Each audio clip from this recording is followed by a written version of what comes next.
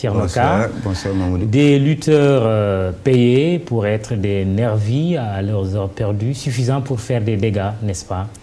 Ben oui, surtout qu'ils n'ont pas la formation. Parce que vous savez, des fois on les appelle nervis, des fois on les appelle garde de corps. Mais à ma connaissance, pour être garde de corps, il y a quand même une formation qu'ils n'ont pas.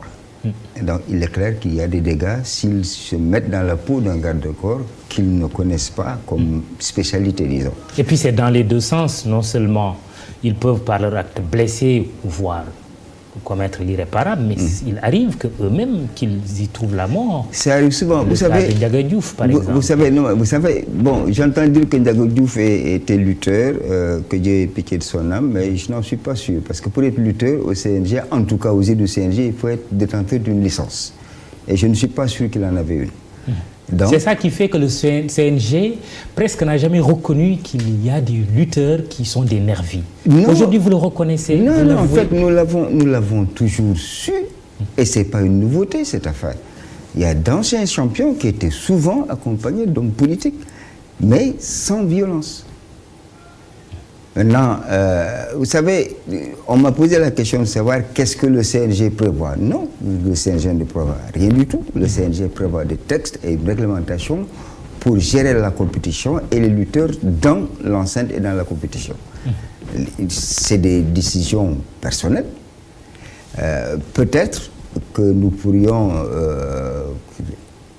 insister davantage auprès des structures d'accueil de ces mêmes lutteurs pour qu'elles essaient de les sensibiliser à un comportement à éviter ou à avoir, c'est selon, pour que ces derniers ne rentrent pas dans des situations un petit peu compliquées. Est-ce que dans vos textes, il est spécifié clairement que quand on est lutteur, on ne peut pas être même garde de corps, je ne parle même pas de nervis?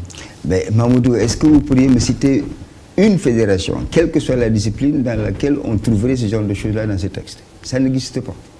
Parce que la fédération gère l'individu dans le cadre de la compétition et dans la pratique de cette discipline-là. Mais comment vous parvenez, ou vous ne parvenez pas, c'est la question en fait, pour canaliser les lutteurs dans l'arène, dans l'enceinte de l'arène? Vous savez, quand même c'est votre responsabilité, vous êtes interpellé, non? C'est nous qui faisons la police dans l'arène. Oui.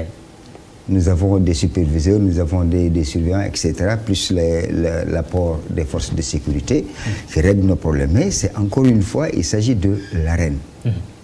À l'extérieur, le CNG ne discute pas du tout de la vie des lutteurs.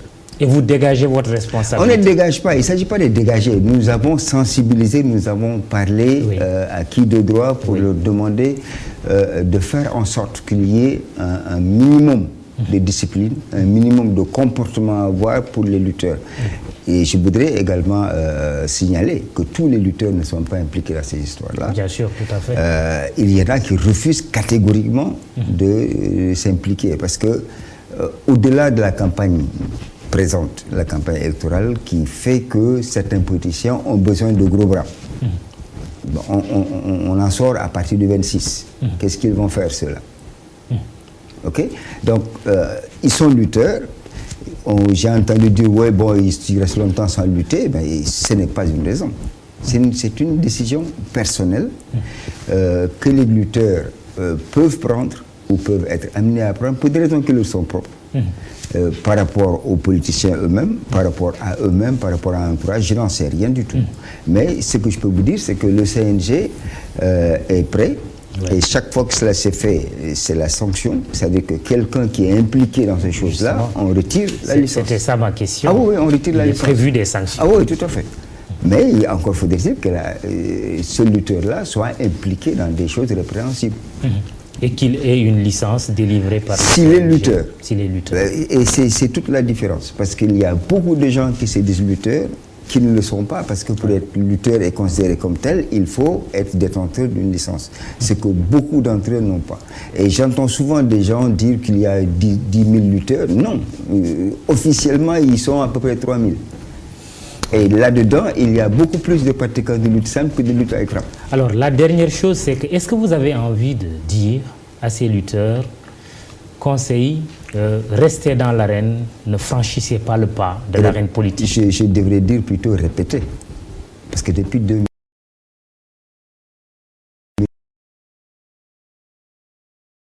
Quand on a déjà découvert ce genre de comportement-là, nous avons communiqué sur la question, nous avons discuté avec des responsables d'écurie pour leur demander de mettre en place dans leur structure un modus operandi, oui, pour que les gens sachent également jusqu'où il ne faut pas aller. Est-ce qu'ils l'ont fait, est-ce qu'ils ne l'ont pas fait? Bon, je note malheureusement que des fois, nous avons quelques problèmes avec des lutteurs dans l'enceinte pour des problèmes de violence gratuite, des discours très peu amènes. Et malheureusement, il y a également une partie de la population de lutte ou de la lutte, je n'ose pas les appeler amateurs, qui viennent également importer ces actes de vandalisme-là, pour des raisons qu'on ne connaît pas. D'ailleurs, bon, je pense que, bon, c'est peut-être un fait de mode, je ne sais pas, mais ce que je souhaite, c'est que les responsables de ces écuries-là vraiment tiennent un langage de vérité, quitte à mettre à la porte tous ceux qui sont dans des activités qui sont illicites. Merci Thierno Ka, vous êtes le chargé de la communication du CNG de lutte au Sénégal. C'est la fin de l'incontournable pour ce soir.